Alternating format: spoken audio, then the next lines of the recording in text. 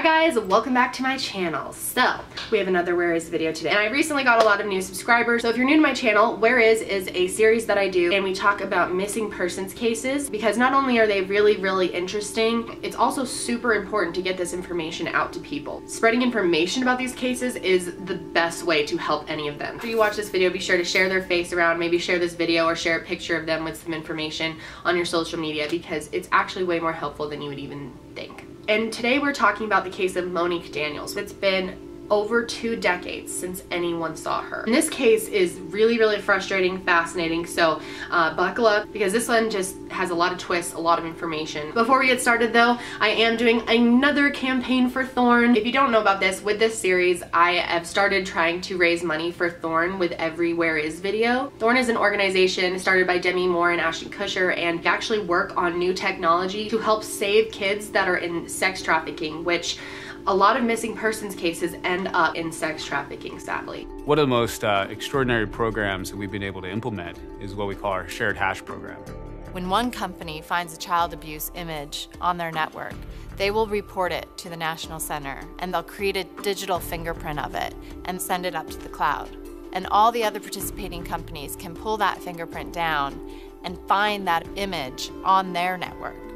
And what this results in is more rapid identification and removal of this content across the internet, and ideally will lead to quicker identification and rescue of these children. So Thorn is doing things that the government isn't even doing. They're trying to come up with new and innovative ways to catch people that are involved with child pornography or sexual exploitation or sex trafficking, because those people organize themselves on the web. So it's all about creating new technology to save them, and they've saved so many people so far. So we are starting another Where Is shirt campaign. This is the design. It was designed by a subscriber. All of my Where Is campaigns and future ones are designed by subscribers, which is just even cooler because no one else will have it. They're unique, limited edition, they're only available for 21 days. You can collect them all. That's what I'm doing. I've asked the designers that have volunteered for this to design something they think represents their artwork and also represents the channel. And our newest designer is named Arantxa. Well, is this not the cutest thing? It's the planets, obviously, and their faces and personalities each kind of go with like their energy and astrology, so it's so cute. I love Saturn. I just love Saturn. Now this comes in sweatshirts, t-shirts, bunch of different options, bunch of different colors, so something for everybody. Not only do you get an awesome shirt, 100% of the money that is raised for this campaign goes directly to Thorn. Doing great work, guys. Doing great work for the world. So there's a link to buy it in the description box. Remember, these are limited edition and only available for 21 days, so hop on it. Huge thank you to anyone who's bought a shirt so far. You guys are the real MVPs. But anyway, let's go ahead and get started with this case. This is the case, like I said, of Monique Daniels, and it is a pretty old case. She's actually been missing for longer than I've been alive. Went missing in 1992. So I'm gonna tell you her story because it's really crazy, and some sketch stuff has gone on. So this is Monique Daniels, beautiful girl, and she was from Moore, Oklahoma. Her official description is Caucasian female, blonde hair, blue eyes. Monique has a half-moon shaped scar on the outside of her left ankle and a 3-inch scar on her right shin. She has a mole on the upper left side of her lip. Monique's upper left incisor tooth is chipped, and her nickname is Nikki. So Monique was actually born to a biological father who wasn't in her life most of her life. There was 4 kids in her family at the time. Her biological father did some pretty messed up things to them, but now he is a convicted and imprisoned sex offender. Her mom's name is Candace. Her mom ended up getting remarried to a man named Chuck. Chuck became a stepfather to her 4 children. After they got married, they had 2 more kids, and so it became a family of 6. Like I said, they lived in Oklahoma. Both of the parents were actually in the military, Chuck and Candace. It was like boot camp in there. They were strict parents. There was a lot of fighting. From what I've read about Monique, she was a really nice person. She had a lot of friends. She was well liked at school. Tons of friends. Everybody loved her. I can even remember guys in my class crushing on my sister and asking why she was so cute and I wasn't. She was really smart though, did really good in school. In fact, she had big plans to become a doctor one day. One of her best friends said that she always put others first. Now another person that's pretty important in this story is Angelique, who is Monique's sister. Angelique has been really leading the search for truth and really has stood up for her sister and tried to do her best to bring her justice. So in 1992, Monq was 15 years old and she actually got pregnant. And obviously her parents did not like that. As I said, they ran their house like drill sergeants, so they were really, really tough, and getting pregnant was not okay to them. So they forced Monq to have an abortion. And after this all happened, Monq was so upset that she actually ran away. And she really did. She did run away. And her friends said that they knew where she was. She was at another friend's house staying there. And while she was gone, her parents looked for her every single day, put up flyers. Anytime someone said they would see her, they would drive out to go find her. So they were really, really worried about her and making active attempts to try to find her. And eventually Monq did come home. Her friends convinced her to go back, and she was home for a pretty brief amount of time. So a little while later, Monq's mom Candace and her sister Angelique and her brother Brian, all three of them got invited to go on this church choir trip. And Angelique says she remembers the trip being really weird, that her mom was acting kind of odd. And when they got back from their trip, Angelique said that they came in and that the house was completely different than normal. Normally their house was clean. They, like I said, ran the house like a drill sergeant, so it was like a tight ship. The house is in a disarray. Now, we're talking about a spotless environment all the time. There were beer bottles, there were cigarette butts put out on the fireplace mantle. Something was really off. And when they got home, Chuck told them that Monq was gone again. She ran away, and that, you know, this time we should just let her go, because she obviously, if she wanted to be here, she would be. Even her mom was just like, okay, whatever. Like, they weren't looking for her as much. And as time went on, they started literally removing Monq from their lives. It's almost like she never existed in their family. They took new family pictures without her in it. We got new family pictures. Took the old picture down from above the fireplace, put it in the attic, and put the new one up. Angelique couldn't help feeling like, well, why are we all moving on without our sister here? This is pretty weird. And as months went on, Angelique said that they were forbidden to talk about Monq. So another important person in this story is Leslie, which is Candace's sister. So this is Monq's aunt. And she was really, really worried about Monq. She was constantly calling, trying to get updates on it. She even tried to convince them to get more people in to search for her, get some more resources going, really offered to put in a helping hand. And one specific day, Leslie asked Candace if she had Monq's police reports so that she could use it to get more resources and get more information and help. And her mom said, oh yeah, I'll get that to you. And this was 6 months after she was gone. And eventually Candace admitted that they never filed a missing persons report for her. Now, to their credit, they did say that the reason they did that was because they thought she left. This was her second time leaving, and it was. They thought that she was gone on her own, so she wasn't a missing person. But she is way underage. I mean, 16's pretty young to just run away and be like, whatever, my daughter is whatever now. That's a long time to not have reported anything. It has been 6 months and she was gone, which is huge. That's a huge lapse in time for them to have not been doing any type of DNA testing or look at the scene of her house or, you know, question anybody. And it makes the case about 100 times harder to solve. And then there was a huge break in the case. Angelique actually got a call from Monq. And according to Angelique at the time, so Angelique passed on the message to her parents that Monq called and wanted to let you guys know that she's fine. And a week after that, they got a letter in the mail from Monq.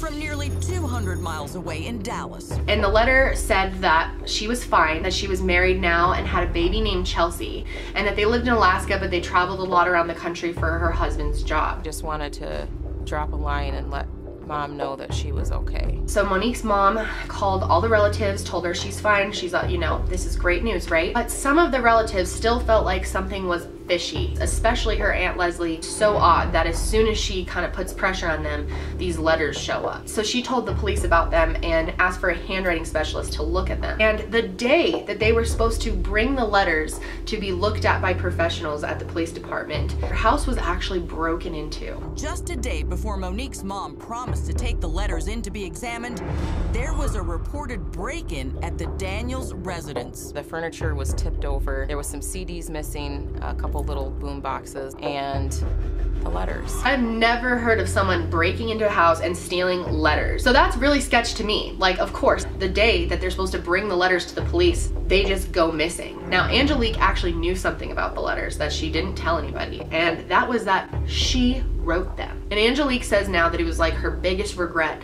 was writing those letters, but her stepdad, Chuck, convinced her to write them so that her mom could finally get some peace. So the call was fake, the letters were fake, and no one had heard from Monq. As soon as the police found out about this, it looks even more sketchy. Like, why is the dad making you write fake letters. I mean, it's just so weird, right? She felt bad about it, but she said she didn't come forward and tell anyone that she wrote them because Chuck told her she would go to jail. I was scared. I was really afraid for myself, and you know, I thought that I was going to be wherever she was soon. At that point, what did you think had happened to Monique? I thought he sent her away because he threatened it to us so often that, you know, he had places for girls like us. There were military schools for girls like us. And Angelique never gave up on this. For 2 years after Monique went missing, she was fighting with her parents, fighting to try to find out the truth. Felt like something was being covered up, and she said she got so sick of the lies that she actually moved to Michigan to live with some family up there. And when she got there, she finally confessed to her aunt that she wrote the letters, and her aunt freaked out because now that looks really sketchy. It's been 2 years at this point. And what's so weird about all this is that when Angelique went missing, even though she just moved to Michigan to be with family, her parents filed a police report almost immediately after. And shortly, Leslie and Angelique found out that her parents just had filed one for Monique. He told the whole family that he'd already filed a runaway report. But that wasn't true. That was not true. He lied. Your parents never filed a missing persons report on your sister. Until I ran away from home almost 22 months after. Authorities questioned both parents about the suspicious delay, and Chuck even admits to faking the letters with Angelique. It had taken them 2 years for them to finally write their own police report on their other daughter being missing as well. Sketch, sketch, sketch. And authorities questioned her parents, you know, why haven't you made an official police report on this? They said that, you know, she ran away, so we didn't think we needed to report her missing. And the police even requested a lie detector test on her parents, but they refused to do it. We're given the opportunity for a lie detector. Did you ask for one? Yes.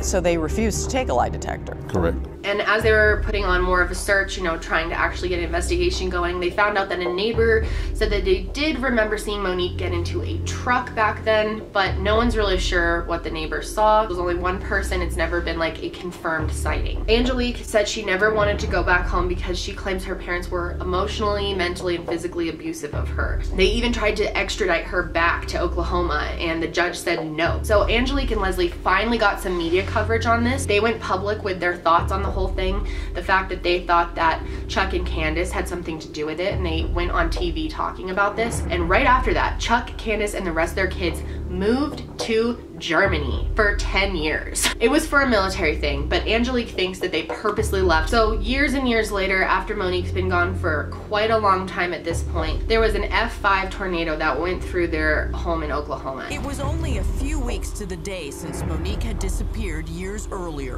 An F5 tornado ripped through Moore, Oklahoma, just trashing it. And I was watching it on TV, all these homes that I played in as a kid just obliterated. And the phone rings, and it's Andrew. He's crying.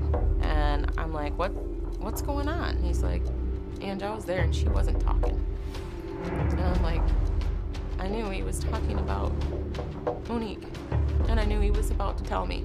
And her brother Andrew actually called Angelique. One of the last people to see her alive, younger brother Andrew, is finally speaking out about what he remembers from her last day.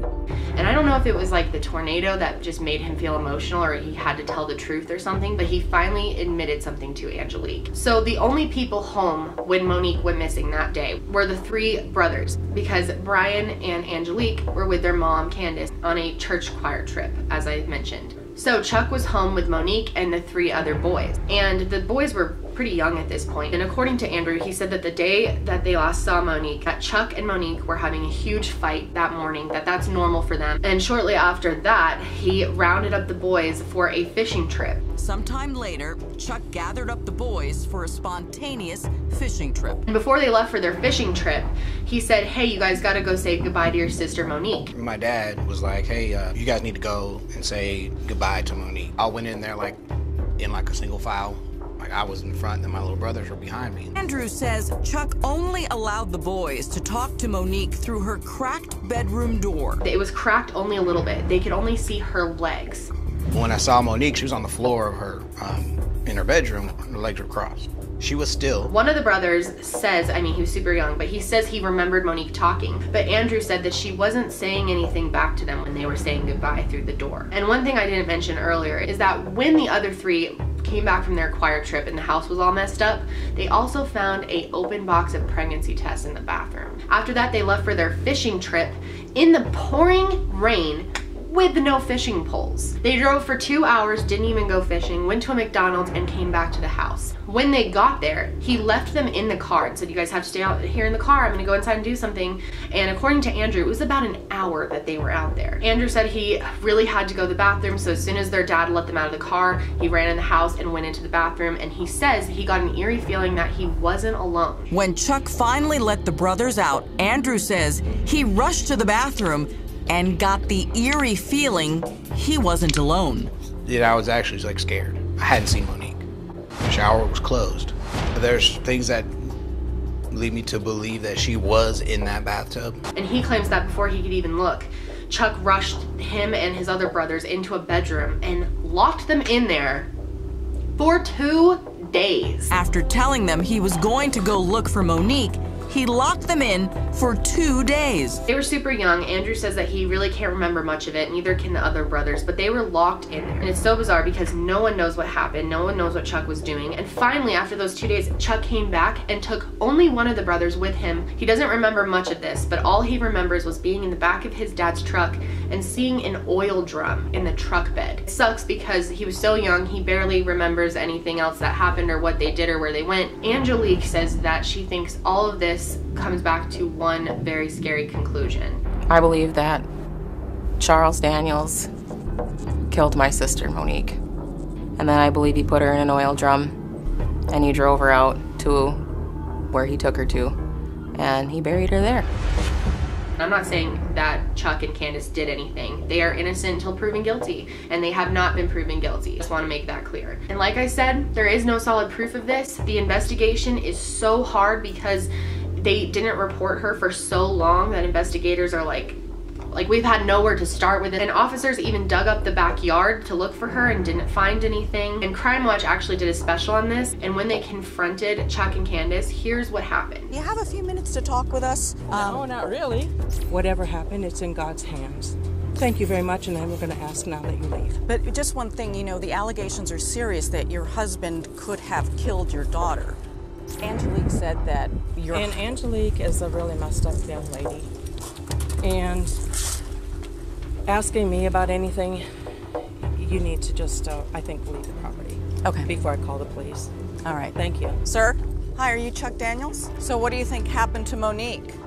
In God's hands, I don't know. Neither parent has been charged for this. It has just been this huge mystery of what really happened to Monique. A lot of people still think she actually did run away, and one of the possibilities with that was maybe she really was pregnant and she wanted to go somewhere else until the baby was born, but had already built a new life for herself. So she's possibly still out there. Angelique says that she's not gonna give up, she's still searching for the truth, and that the more police have been nothing but helpful in the whole situation. It's possible that this case will get solved. Maybe someone will come forward and say something, or maybe Monique will come back.